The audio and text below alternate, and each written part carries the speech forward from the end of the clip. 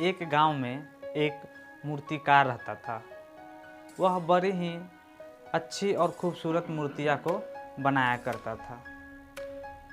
वह उस मूर्ति को बेच के अच्छी खासी पैसा भी कमाया करता था। एक बार उसके घर एक बच्चे ने जन्म लिया। वह बच्चा काफ़ी छोटे उम्र से ही मूर्तियां को बनाने लगा था।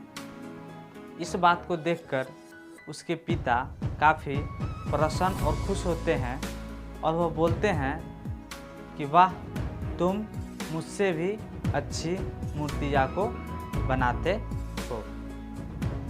यह बात कहते हुए उसके पिता ने बोले कि तुम और भी अच्छी मूर्तियां बना सकते हो, जो इसमें थोड़ी बहुत कमी रह गई है उसे तुम सुधार कर लो। वह बच्चा चुपचाप अपने पिता की यह बात सुनकर उस मूर्ति को और बेहतर करने में लग गया। धीरे धीरे वह बच्चा और भी ज़्यादा अच्छा मूर्तियां को बनाने लगा। उसके पिता से ज़्यादा उसकी मूर्तियां लोगों को अच्छी लगने लगी। लोग उसके पिता से ज़्यादा इसकी मूर्तियां को पसंद करते थे। यह अपने पिता से ज़्यादा महंगा और अच्छी रेट में अपनी मूर्तियां को बेचता था। फिर इसके पिता जब भी इसे देखते, इसकी बनाए हुए मूर्ति को देखते, अंत में यह बात ज़रूर कहते थे कि इसमें कहीं ना कहीं कोई कमी रह गई है जिसे तुम सुधार लो। यह बात वह बच्चा चुपचाप सुनकर और उस मूर्ति में उस चीज़ को सुधार करने में लग जाता था। फिर धीरे धीरे वह बच्चा बड़ा होता गया। फिर एक समय आया जब उसके पिता उसे कहते हैं कि तुम्हारी बनाई हुई इस मूर्ति में कहीं ना कहीं कोई कमी रह गई है जिसे तुम सुधार लो। वह बच्चा बड़ा होने के बाद भी यह बात को चुपचाप सुनकर उसमें सुधार करने लगा। यह बात फिर कुछ दिनों में उसके पिता ने उससे दोहराया। अब यह बात उस लड़के को बड़ा ही अजीब और ख़राब लगने लगी थी। फिर एक दिन उसके पिता उसे फिर बोलते हैं कि तुमने जो यह मूर्ति बनाई है इसमें कहीं ना कहीं कोई कमी रह गई है, जो यह उतनी सुंदर नहीं दिख रही है, तुम इसे और अच्छे से बना लो। तब उस दिन उस बच्चे ने अपनी बर्दाश्त की वो सीमा लांघ दी और अपने पिता से कहा, आप मुझसे अच्छा तो मूर्ति बना नहीं पाते और आप हमारी मूर्ति में हमेशा गलती निकालते रहते हो कि कहीं ना कहीं कोई ना कोई कमी रह गई है। आपसे महंगा मूर्ति हम बेचते हैं, आपसे ज़्यादा लोग हमारी मूर्ति को पसंद करते हैं और आप कहते कि हम मूर्ति अच्छा नहीं बनाते। क्या आपको मेरी तरक्की से कोई जलन हो रही है?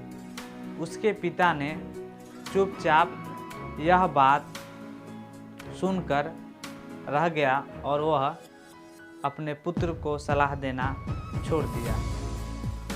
धीरे धीरे समय बीता। कुछ महीनों तक वह लड़का काफ़ी खुश था। वह अच्छी मूर्तियाँ बेचता था।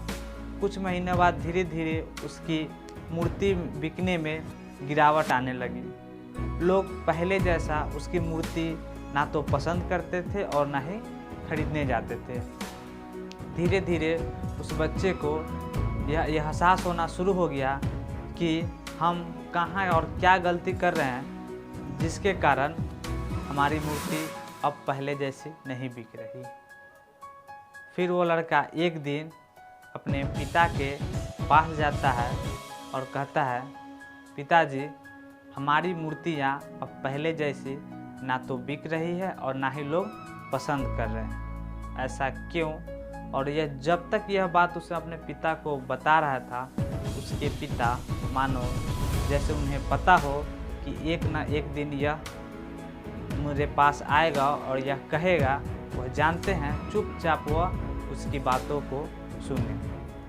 फिर उन्होंने जवाब दिया, उस बच्चे ने कहा कि आप जानते हैं ऐसा क्यों हो रहा? उसके पिता ने कहा, हाँ, क्योंकि यह घटना आज से कुछ वर्षों पहले मेरे साथ भी हो चुकी है। तो उस बच्चे ने अपने पिता को कहा, तो आपने हमें समझाया क्यों नहीं? तो उसके पिता ने बड़े ही सरलता से जवाब दिया कि उस समय तुम अपनी कामयाबी की उस शिखर पर थे कि तुम्हें हमारी बात अच्छी नहीं लग रही थी और तुम हमारी बात समझना नहीं चाहते थे। यह बात सुनकर बच्चा काफ़ी निराश हुआ और वह बोला कि अब मैं ऐसा क्या करूं जो हमारी मूर्तियाँ को लोग पसंद करने लगे और वह मार्केट में फिर से बिकने लगे। उसके पिता ने कहा कि मैं जब भी तुम्हें कहता था कि इसमें कोई ना कोई कमी रह गई है, इसके वजह से तुम अच्छी मूर्तियाँ नहीं बना लेते थे। मैं कभी उस मूर्तियाँ में गलती बताता ही नहीं था क्योंकि मुझे खुद नहीं पता था कि उस मूर्ति में क्या गलती है, और ना ही मेरे गलतियाँ निकालने से तुम इतने कामयाब हुए। मैं तो तुम्हें बस यह बताता था, जब तुम सेटिस्फाइड हो जाते थे अपने बनाए हुए मूर्ति से, मैं तुम्हें बताता था कि इसमें कहीं ना कहीं कोई गलती है जिससे तुम्हें फील हो कि हाँ इसमें कुछ अनसर्टिफाइड है, और जिसे तुम उसे निरंतर अच्छा करने का प्रयास करो, और यही प्रयास, यही तुम्हारी मेहनत तुम्हें कामयाब बनाने में मदद की थी। ज़िंदगी में कभी भी आप अपने आप को सेटिस्फाइड और महसूस मत करो। कभी भी तुम किसी काम को करो तो उसमें अनसर्टिफाइड फील करो, ताकि तुम उस चीज़ को आगे और बेहतर कर सको।